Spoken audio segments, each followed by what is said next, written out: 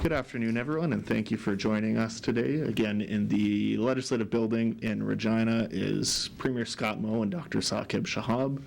Joining us over the line in Saskatoon is SHA CEO Scott Livingstone. Both the Premier and Dr. Shahab will have brief opening remarks followed by time for questions. Premier?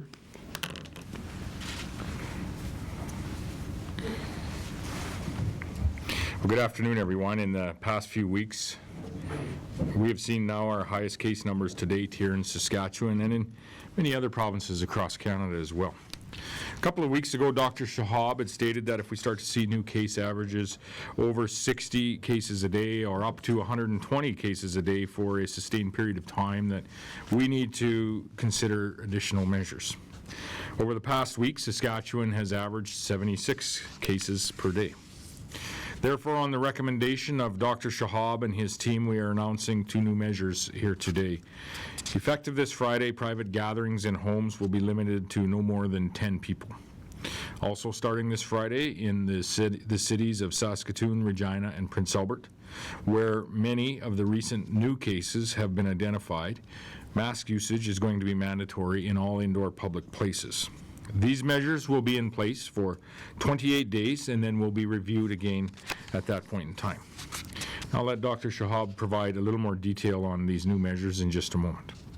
Using a mask is an important additional layer of protection, and it will help us control the spread of COVID-19 in our communities. However, we should be under no illusion that a mandatory mask policy will solve everything. Much of the recent spread of the virus in Saskatchewan has occurred in private settings, in homes where we are comfortable and maybe let our guard down, either between household members or others who may be visiting those homes, friends or family, for example. And we cannot let our guard down even when we are just with our family or our friends. In fact, that may be one of the places where we are most vulnerable, because we do tend to relax a little bit, and we relax all of our other good practices when we are around people that we know and we feel comfortable with. So please wear a mask when it's required, but we all need to do a little bit more than that. We need to continue with our physical distancing, and mask usage does not replace good physical distancing. We need to continue washing our hands and limit the circle that we have of close contacts as much as we are able, and be extremely careful about the food service that we are getting together when we are getting together with people outside of your household. Again, I would say we need to continue to avoid unnecessary out-of-province travel and be very careful if you do travel, even if that travel is within the province. None of these measures by themselves are going to prevent the spread of COVID-19, but all of them together will. We have reduced our case numbers in this province before, and I know that we can do it again, and it's extremely important that we do, because it's how we will continue to keep our businesses open, our schools open, our public services open, and it's how we can reduce the potential pressure in our hospitals. And most importantly, it's how we will all save lives. I know that after nearly 8 months of this, it's easy to think that I'm fine, I haven't gotten COVID yet, and even if I do, I'll probably get better quickly. And that may be true in many of our cases, but it may not be true for the person that you give it to. Your mom, your dad, a grandparent, or a friend. We all have a responsibility to protect one another, and we need to step it up again, Saskatchewan. We need to get these new case numbers back in a better place, and that means being as careful as we were back in the spring. So today I'm asking everyone in Saskatchewan to take that responsibility, to take your personal responsibility very seriously, and to do your part to protect yourself and to protect those around you from COVID-19. So, Dr. Shahab? Thank you, Premier. So, good afternoon. So, we have 81 new cases today, but also 97 recoveries. So, I think we need to remember that even though our cases have trended up a bit, we can get out of this. And we've seen that provincially, we've seen that locally, for example, in the Yorkton area. We have 842 active cases, and this is a decline from 858 yesterday. But we have seen more than 70 cases a day on average since Friday. So we are trending in that, around 6 cases per 100,000. So we are trending a bit higher. So while we need to be prepared to see higher case numbers through the fall, than the summer, we need to do everything we can to try to stabilize this trend. And even if we start taking all the actions today, we may see our numbers go high for a bit, but then hopefully we can start gently bending the curve downwards again. I think that's what we need to do. And the other thing is that we also need to understand that we, since many of us are not traveling, we are seeing more cases where people can't identify a source of exposure, and that's why all the measures, all the layers of protection are so important. Not going out when you're unwell, getting tested if you have symptoms. Whenever we go out, maintain that physical distance, wear a mask when you're in an indoor public place and can't maintain that physical distance. All those steps are so important, washing or sanitizing your hands. So as of Friday, we have amended, as of Friday, November 6th, the public health order will be amended, and it will be as follows. So the maximum allowable gathering size for private gatherings in the home setting will go down further from 15 to 10. The 10-person limit does not apply to households with more than 10 family members, but it does mean that irrespective of how many people you have in the household, the total number of people you can have in a home is 10.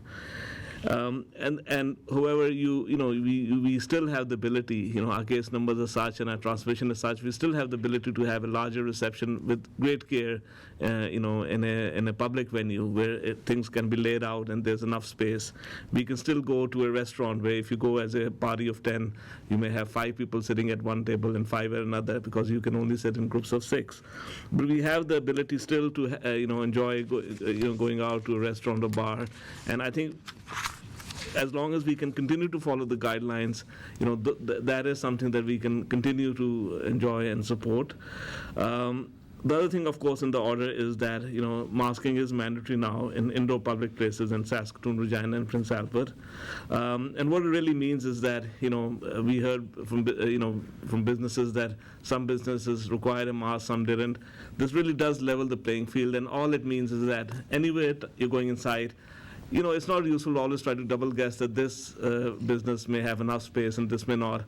If you're going inside for 5 minutes, 10 minutes, 20 minutes, just take out the mask and put it on. It's a simple gesture that says, I'm protecting you, because a lot of businesses, they have been wearing a mask to protect you. So, it's a reciprocal gesture, and I think it's the least we can do now that our COVID transmission risk is higher, especially in these 3 areas of the province. But, anywhere else in the province, if you're at a busy gas station, it's a good idea when you're going in to, use the washroom or buy something from the gas station or pay for your gas. Just put the mask on. It keeps everyone safe. So public health encourages all individuals, businesses, and organizations to abide by the masking order to reduce the risk of COVID-19 transmission. We will closely monitor compliance, and enforcement options will be considered based on observed compliance. But really, this is, it's not like people won't be enforcing it right away. We really expect just people to just comply with this in those 3 locations where it's a mandatory, but also rest of the province. And we already have seen increasing mask use. But every percentage point of increasing mask use counts. And if we can get 80-90% of us wearing a mask in indoor public places, that itself can start pushing our daily case numbers down without any impact on the things we enjoy. So it's a bit of a sacrifice to put the mask on, keep it on for the few minutes that you're inside a business, but that if we all do collectively, it can have a significant impact. So this order will be in place for 28 days, and we will continue to review the need for it to continue, for it to expand, or other changes as required. Today's announcement also includes a further reduction in private gatherings, and as well that I mentioned earlier. And these are targeted to focus on the type of transmission that we're seeing in Saskatchewan. Like the Premier mentioned, most of our transmission is happening in personal gatherings in the home. We've seen some large super spreader events, and obviously fines were issued there.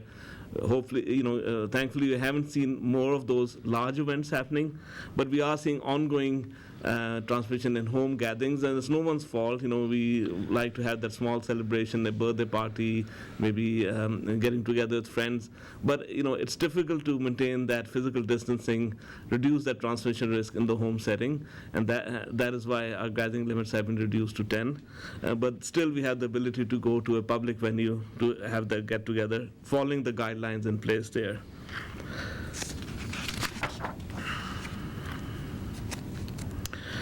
The other thing, we need to look at is, there's a lot of traffic on the roads, which is good. There's lots of shopping. People are already planning to, start shopping for Christmas. But I think, again, we need to revisit how do we go about, going to work, going to shop. So those who may already have been working from home, obviously they should continue to do so if they can effectively work from home, if they're in the kind of work where that is possible. Obviously, everyone can't and shouldn't work from home, and many of us have to work, in a physical business, and that's where maintaining that physical distance, using a mask where required, is so important to keep us safe. When we first talked about going grocery shopping, we said, make a list, go very purposefully, get what you want, and come back. And I think we need to make sure that we revisit that again, that we try to go as few people from a house as possible. Shopping shouldn't be a social event where you're meeting, people in the aisle, for example. And I think we just need to streamline and get some of that crowding down. And same for Christmas shopping. I think start early, try to go at a part of the day when there may be less crowding. I think just planning some of those things, reducing some of the crowding, wearing a mask when you're at those retail locations, that will all have a significant impact, which cumulatively will help to bring our case numbers down.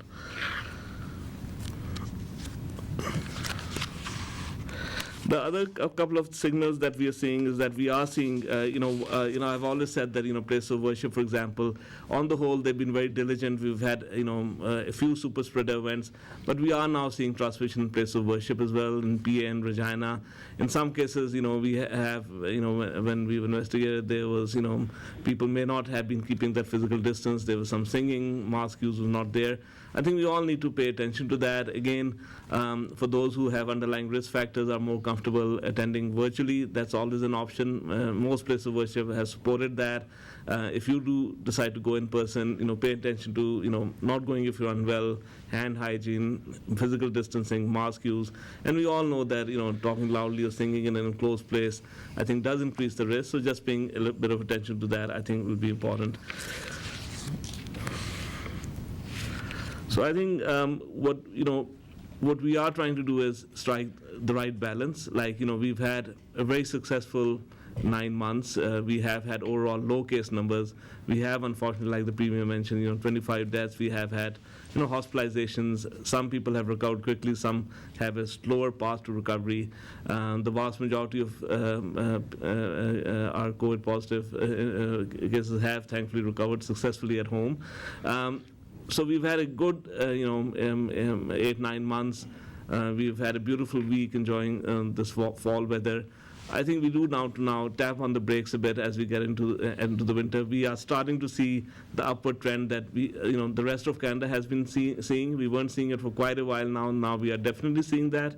But we really need to do all the things that we've mentioned that really are small things that can have a significant impact, and see if this makes the difference. And obviously, over the next 2 to 4 weeks, we'll see are we trending in the right direction or not. And obviously, if we're not, we'll have to further analyze what are the settings of transmission and what further measures would be required. Thank you. Thank you, Premier. Thank you, Doctor. We'll now have time for questions from the room. Mark? Manitoba was seeing similar case numbers to what we were seeing right now 2 or 3 weeks ago. Are these measures, are you hoping these measures stop us from getting to where they are now? No, I think we obviously, I'm in constant contact with my colleagues in Manitoba, Alberta, rest of Canada. We have to look at our own context, and again, when I discuss on a daily basis with my colleagues within Saskatchewan, the settings are very different in Saskatoon compared to Regina, compared to Prince Albert, compared to the north. And, the local context is very important. In most cases, it's community transmission and gatherings in the household. In some cases, we've had super spreading events, so some, cautions around that. But we really have to look at our own transmission settings and adjust accordingly. Obviously, we can always learn from other jurisdictions in Canada and even in Europe. But I think we need to follow the trends here and see how we can best address them with the minimal disruption in our daily lives.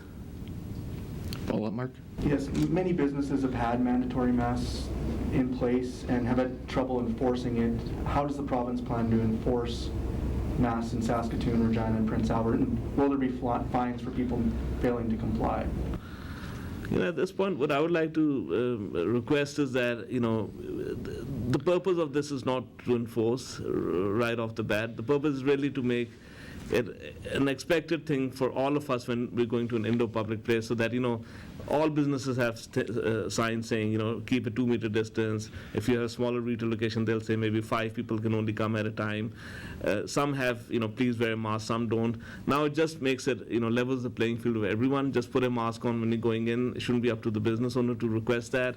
Obviously, if someone, doesn't has a specific reason why on that particular occasion they either don't have a mask or they can't put it on, I think that's fine. But one would expect a high level of compliance. And again, the thing is to always have it on you. I think if we all get into that habit, then it's just a simple thing to do.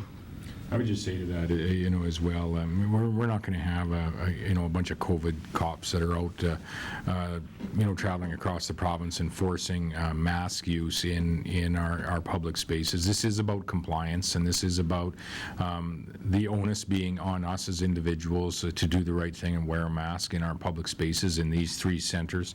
The onus is not on the business owner or the operator of the facility to enforce that.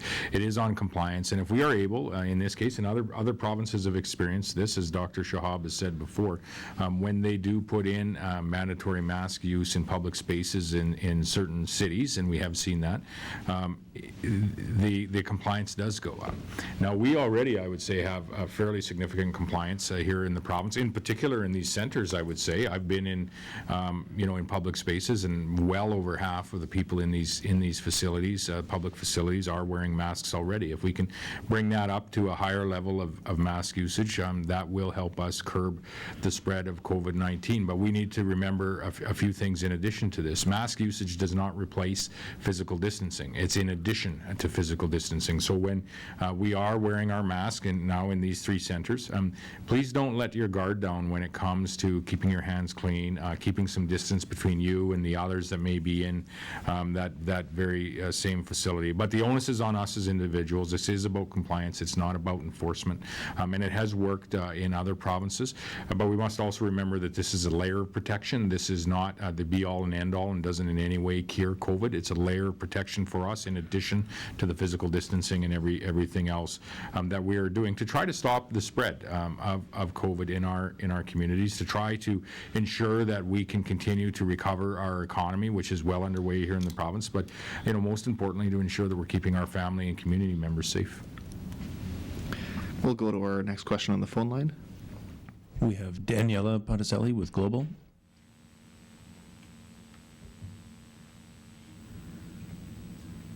You might be on mute. Hello. Hello is this there. Me? Yeah, we got it you. Is. Sorry.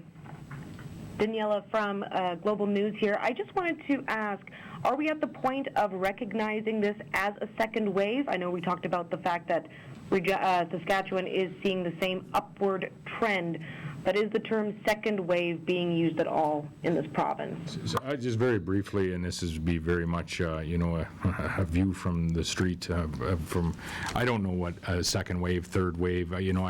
Those are interpretations that maybe Dr. Shahab would speak to in more detail. But our numbers are up. They're up to essentially some of the highest numbers that we have had. Whether that is considered a second wave, so be it. We have bent this curve before. We have stopped the spread or slowed the spread of COVID-19 before in this province, and what we are asking the people of the province to do is to again reassess and ensure that we can lower these numbers, to ensure that we ultimately are keeping people safe in our community, but are providing every opportunity for us to continue with the economic recovery that is well underway here. But you might have more on what an actual second wave is versus higher numbers. Yeah, the way I would like to, because in each province the dynamics are different, so the way I would like to describe it for Saskatchewan is that if you look at our case numbers on our website, we have had peaks and troughs throughout, and the initial peak was when we had a lot of international travel coming back in March, April, and then of course we had very low case numbers. Then we had localized outbreaks, in the northwest, in the southwest, and then very low levels otherwise. And now I think what's a bit different is that we are seeing sustained increases in several parts of the province, and notably, Yorkton initially, but then they've come around. So that's also important. We saw an increase that was due to a few transmission events, but they came around. So that's also important to remember. And then now in the Prince Albert area, due to initially a super spreader event, which also impacted the north and far north, and then Saskatoon, several large events, but then some secondary impact now, also impacting vulnerable populations like the outbreak in the lighthouse, and Regina, it's more household transmission kind of propagation. So slightly different transmission patterns. And then if you look at the rest of the province, some parts of the province are a bit quieter, but we have pop-up cases now throughout Saskatchewan. So we definitely have more sustained transmission throughout the province with some increases in specific parts of the province. So it is a bit different from the previous kind of peaks that we've seen. And now our peak is getting higher. So I would actually argue that this is really our first true wave. And this is our first true test in terms of as a province to actually turning this around. Because I think we did really well on working very hard. I mean, we had localized outbreaks. We've done really well in Yorkton, for example, in turning things around. But this is a bit broader, and I think that's why it needs all of us to pull together and practice all these layers of protection more consistently. And we knew that as winter comes and the weather's changing this weekend, as we move indoors, we expected to see these challenges, and therefore the reduction in gathering sizes, the emphasis on all layers, including mask use, is so important now. Follow-up, Daniela?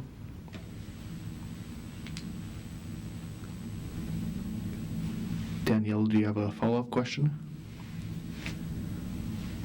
I was just curious as well, just going back to talking about leveling the playing field for businesses, that the onus is not on, obviously, individual businesses to ask people to mask, that this is allowing that to kind of give them a break there. Is there any reason why this wasn't implemented earlier for that exact same reason, to help level the playing field? I think before September, our transmission rates were extremely low, and I think many businesses were saying please wear a mask, and that was great, but our transmission rates were low, and then a lot of the recreational time was spent outdoors. But now we were hearing about situations where one business would have a mask policy, another wouldn't, and then there would be some discussions about, well, why do you require us to wear a mask while this doesn't? So I think this just says just the purpose of this mandatory mask order is, it just says, when you're going indoors in a public place, whether it's, to pay your bill or to get your groceries or to into a retail location, just put a mask on. It also means when you're getting into transit or taxi cab, put your mask on. And, I've said this before, our frontline colleagues in healthcare, in retail, driving our transit and cabs, they've been working throughout since March. And when transmission risk was low, their risk of exposure was lower. But they've always been wearing a mask that protects their customers. But now we owe it to pay it back. If we wear a mask, we protect them, and it is a bit of a reciprocity. And the reason now is that our transmission rates now are trending up. So the risk of transmitting is higher now than it has been before. We'll take our next question from the room. Karen? Yeah, you said that mask use has been increasing, and that's obvious if you're out and about, and yet our numbers have been increasing. So some might argue that implementing a mandatory mask policy won't necessarily curb the spread. How would you answer those people? Yeah, so that's absolutely right, that just having a mask policy on its own may not have the impact. I think it's all cumulative.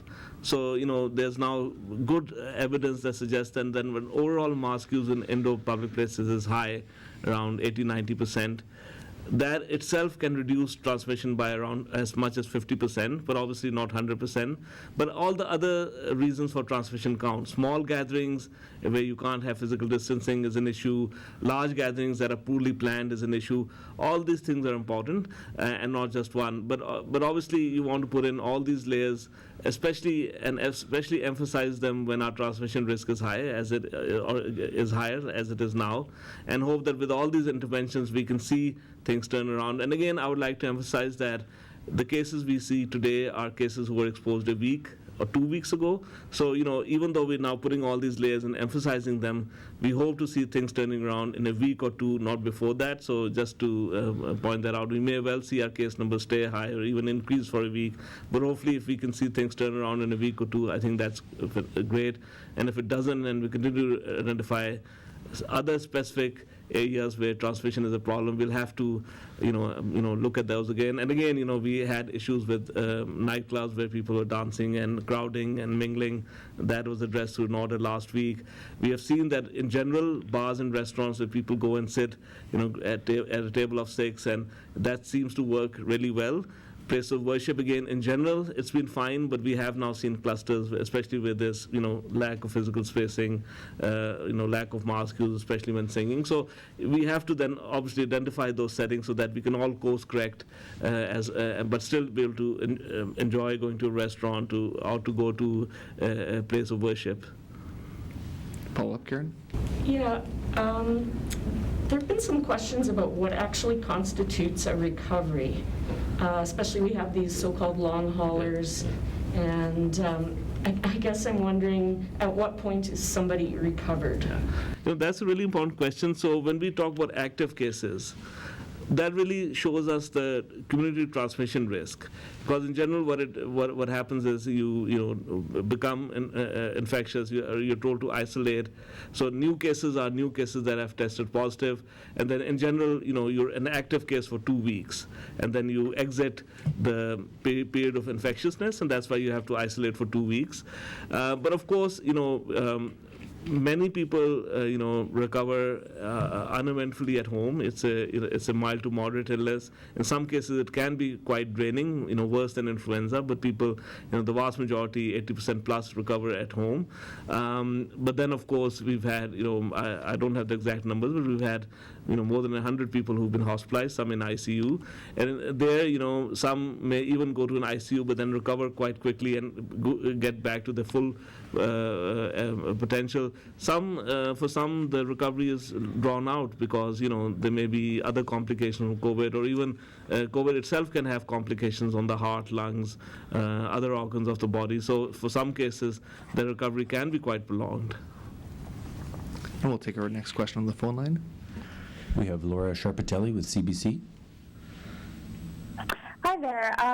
If masks can slow the spread, why not make it province-wide? And why wait until, actually this has already been asked, why wait until now? But if it's, a lot of people are already walking around with masks, why not make it mandatory across the province so we could curb this easier? So my recommendation actually is that we should wear a mask anywhere when we're inside in a public place. We're especially emphasizing it in these 3 locations because of the increase in transmission risk here. But my recommendation actually is province-wide. And we will have to see compliance, transmission, to look at that again, to look at that further if required. But hopefully, if we all have a high level of compliance, just like with physical distancing, if we can just comply at a high level and see our case numbers go down, this may be sufficient. Follow up, Laura? Yeah, so we're hearing there are delays with contact tracing and notifying people that they have been exposed to COVID-19. For instance, parents at one daycare where there was an exposure waited more than 5 days. How stretched are your contact tracing resources right now, and what is being done to address that? Yeah, I'll make some comments and then I'll ask Mr. Livingston for comments. But, this is so important for all of us to do the things that I've mentioned before. Stay home if you're sick. If your symptoms continue, to get worse, seek testing, but continue to isolate.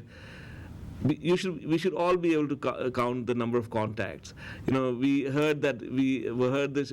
I said we should reset our bubble, but then we heard that we all have overlapping bubbles, and some of us had less than 6 contacts. If we were a case, some of us had dozens of contacts. That makes contact tracing more challenging. So again, we all need to look at, if I was to become a case today, how many people would I name as close contacts in the last 3 days? And I shouldn't have to name more than 4 or 5. We all need to conduct ourselves at work, at play, in a way that we minimize, for the most part, the number of close contacts we all have, because that's how then public health can, obviously the lab needs to keep up with testing and reporting results, but then public health has to stay on top of testing and contact tracing very quickly. But if our numbers of cases go up and our number of contacts per case go up and they're very complex, then the whole, the capacity is ramping up, but the whole process gets more complex. And I'll see if Mr. Livingston wants to add to that. Yeah, thanks, Dr. Shahab. So, as you know, with the surge in cases, that has been a true test on the lab and contact tracing, but in both areas, particularly lab and contact tracing, we're expanding staff on an ongoing basis. We are still meeting our target of over 90% of contacts and people notified when they are positive within that 24-hour period of time. And as I said, we are expanding the staff as we speak. We have 19 more individuals identified internally that will be moving into contact tracing over the next little while. And we will continue to expand contact tracing as required to meet the demand based on what we're seeing for caseloads. And we are planning to add enough resources for a much higher number of cases on a daily basis. Without knowing where we're going to be in a few weeks, we are preparing for the caseloads to go up. And we'll take our next question from the phone line. We have Zach Vicera with the Star Phoenix. Hi there, Dr. Shahab with Premier Moe. Thank you for taking the time. I have a question about daycares and school spaces. Schools, for example, have, in some cases, rules that says that children under a certain grade level don't have to wear a mask. But now, as of Friday, in our 3 largest cities, everyone over the age of 2 will have to wear a mask. Which one of these policies wins out in the day? So schools specifically are not mentioned in the order because they have their own layers of protection, including where required mask use, especially for grades 4 to 12. And many schools actually in these jurisdictions are, opting to have mask use, not just in common areas, but in the classroom. So schools are not impacted by the order. And I must say that, schools have done exceedingly well. Even though we have had increases in community cases, and we expected to see the odd case show up in school, most of the cases are limited to one case, acquired in the community, and then, may have attended a day in school or may have become symptomatic, but we trace 2 days before onset of symptoms. So a child who went to school Monday, Tuesday, stayed home on Wednesday because the child was symptomatic. We do trace back to the school and other settings for contact tracing for Monday, Tuesday.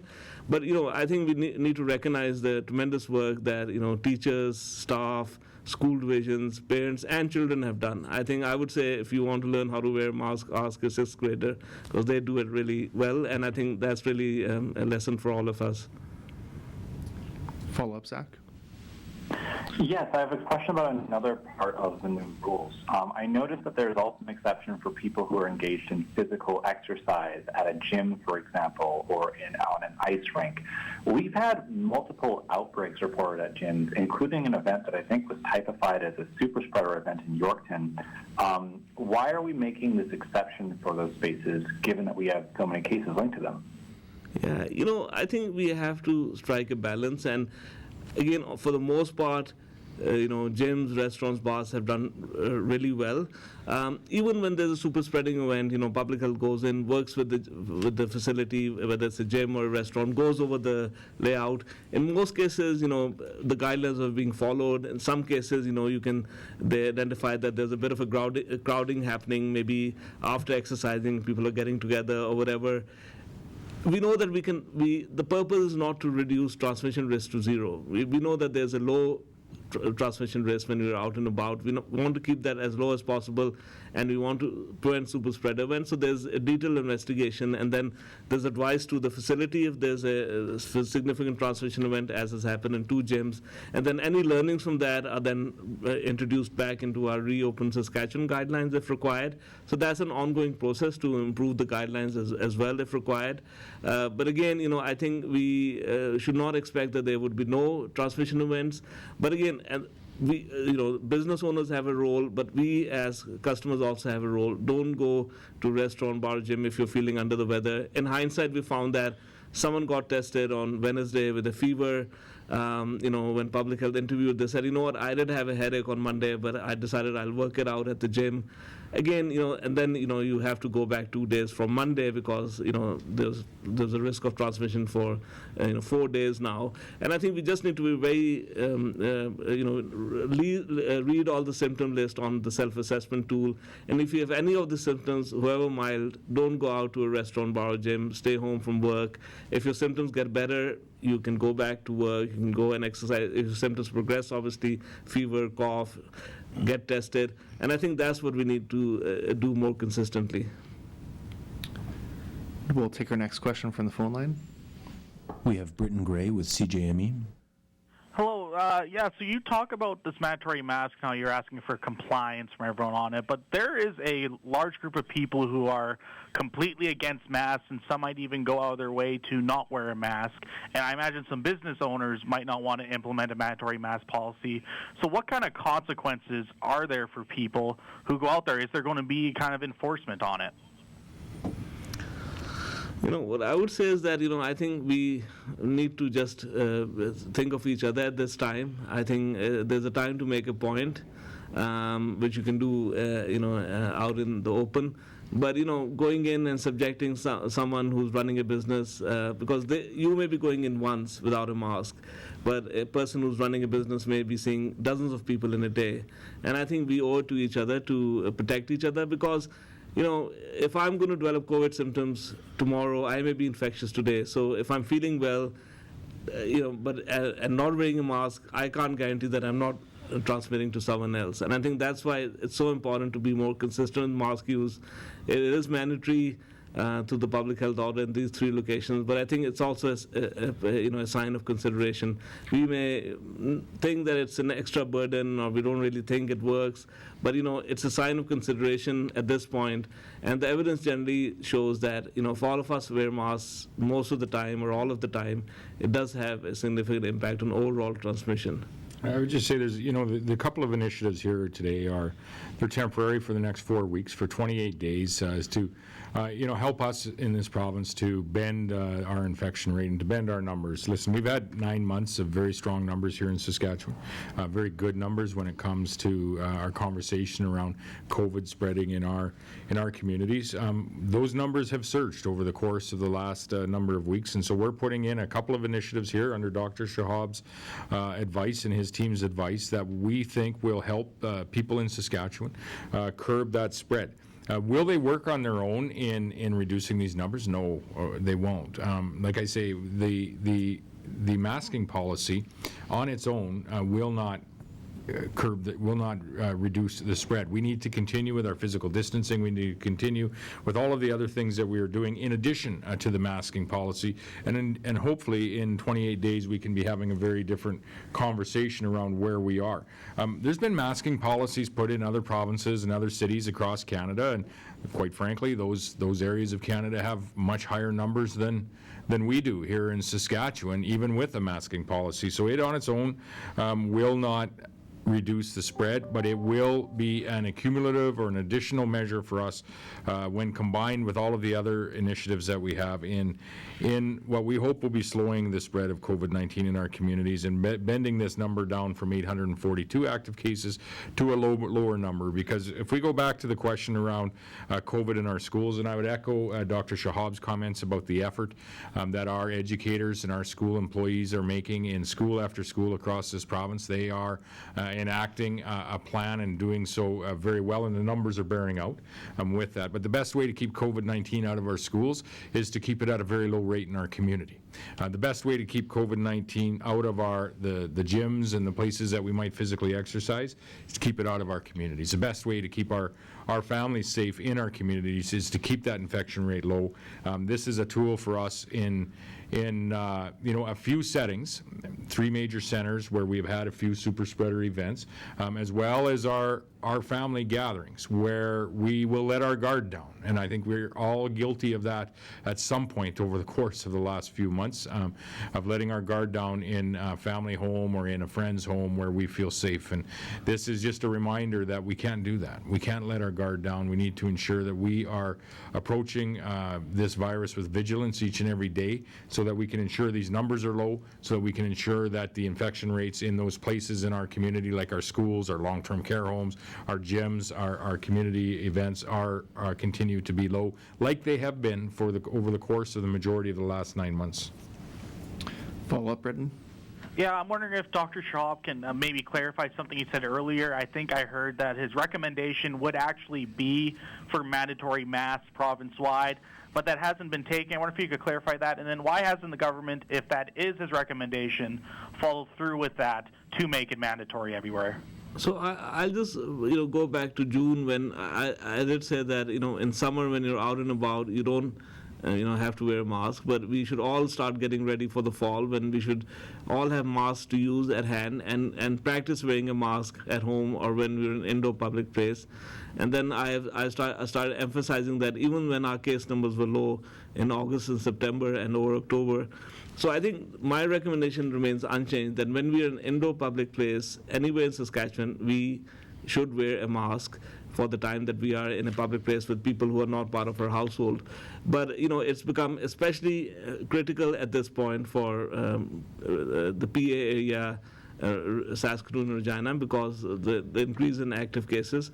But my recommendation is the same for all over Saskatchewan, and like I said even today, that if you are driving somewhere and you're at a busy interaction, there's people from all over at a grocery store or a gas station, put the mask on. We have seen transmission at those locations in Saskatchewan, and while you have to have, for the most part, your risk is high for those prolonged contact in an indoor public place like at a personal gathering. You can have occasionally transmission even with for a smaller duration of exposure in a washroom, for example, or in a retail location. So my recommendation is that we practice all the layers: physical distancing, sanitizing our hands, and wearing a mask in an indoor public place consistently. I would just say there's a difference between a recommendation and a public health order. Dr. Shahab has been clear, as we've been clear from day one on our masking policies. If you're not able to create that distance, you should wear a mask. You should consider wearing a mask regardless, as our numbers have surged over the course of the last couple of months. In our major centers, there's now an order in place as of this Friday for the next 28 days where people, if you are in a public indoor place, you do have to wear a mask, and we're asking you to do that. Listen, we're at a little bit of a fork in the roads here in Saskatchewan, and it was mentioned earlier that we're at numbers that Manitoba had just 2 to 3 weeks ago. Let's take a different path. Let's reevaluate what we're doing each and every day, and let's not allow these numbers to get up to much higher, 100, 150 a day. Let's take a different path and get these numbers back down to maybe a 10 or 20 or 30 a day, ensure that our community infection rate is low, and thereby keeping our schools, our long-term care centers, our communities safe, and keeping our families safe. There is an opportunity for us to do something quite different here, but we all need to do it. We all need to take our personal responsibility very seriously. I don't like wearing a mask any more than anyone else, but I'm going to do it to keep those around me and those that I care about safe. We'll take our last question on the phone line. We have Ryan Kessler with Global. Good afternoon, and I appreciate all the information you provided on COVID-19 so far. If I can just switch gears to the other big news event of the day, to the Premier, I'm just wondering what your greater concern is with the U.S. election, whether it's continued isolationism from Donald Trump or Joe Biden's pledge to scrap Keystone XL. Well, yeah, the concerns I have aren't really with an either-or of the administration. They are with what that administration may do on certain issues. And we have had, we do take issue with Mr. Biden, should he become the president, that he would shut down the construction of Keystone XL, which we would say is not only an important piece of infrastructure for Western Canada or Canada proper, but is an important piece of infrastructure to ensure that we can continue to provide the North American market and the global market with sustainable sustainable, competitively priced, high quality energy. And is good for the economy, both on the north and the south side of the border. That's a policy initiative that Mr. Biden has put forward that we would take issue to here in this province. We've taken issue with a number of policies that Mr. Trump has put forward over the course of the last number of years. We've been in Washington as well as other areas of the U.S. Discussing just those issues at the highest level of the Trump administration. Section 232 on steel was a challenge for Saskatchewan. Aluminum was a challenge for other areas of the Canada. We banded together with other premiers to work on just this issue. The potential for it at one point in time on Canadian uranium, which is Saskatchewan uranium, was something that we engaged very heavily on to ensure that that didn't come to fruition, and we're thankful that that didn't come to fruition here. So listen, whoever is successful here this evening, here's what I would hope for, is that there is a decisive outcome, so that we all know, north and south of the border, who the president is, so that we can ensure that we can plan our engagement from Saskatchewan's perspective, and I know other provinces will be doing the same, so we can plan that engagement to further our relationship with our largest trading partner. The U.S. is Saskatchewan's largest trading partner. We work on a province-to-state basis with many of the states, and we work most certainly on a province to the federal administration, the presidential administration, with the cabinet ministers that are there, as well as senators and members of the House. And that is going to continue, and we will most certainly be hard at work in the days, weeks, and months ahead to continue with the positive steps towards truly more competitive, more sustainable North American economy. Follow-up, Brian? Yeah, and you mentioned uranium and steel and the general trade environment. I'm just wondering if, given the fact that the new NAFTA has been crafted now, how do you feel about Saskatchewan's trade standing with the United States compared to 4 years ago?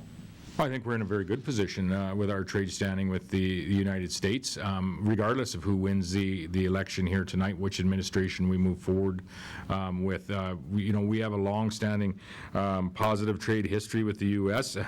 I told the story when we were down in Washington at one point of how we bring tractors in from Fargo, North Dakota, combines in from East Moline, Illinois, to harvest crops that are treated with crop protection materials that are brought in from other various states across North America. We then turn around. Quite often we'll send oats down into the Iowa area to be processed and provided to the world. At the very same time, we'll be bringing in peas and pulse crops from the northern states, Montana and U.S., that will go to processors right here in Saskatchewan, then be shipped around the world. The agriculture is one industry that is extremely integrated across the border, but so are our other industries in Saskatchewan, manufacturing, mining, most certainly our energy industry. We talked about KXL in a previous question. There is a real cause and a need for us to continue to engage with at all levels in the U.S.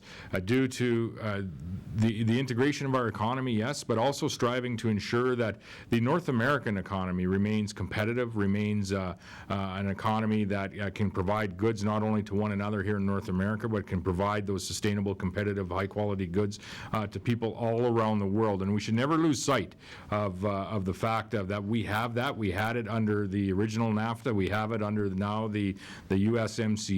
I think Saskatchewan is well poised, not only with our relationship with the U.S. as we move forward, but extremely well poised to recover and grow as the world starts to recover in a post-COVID environment economically.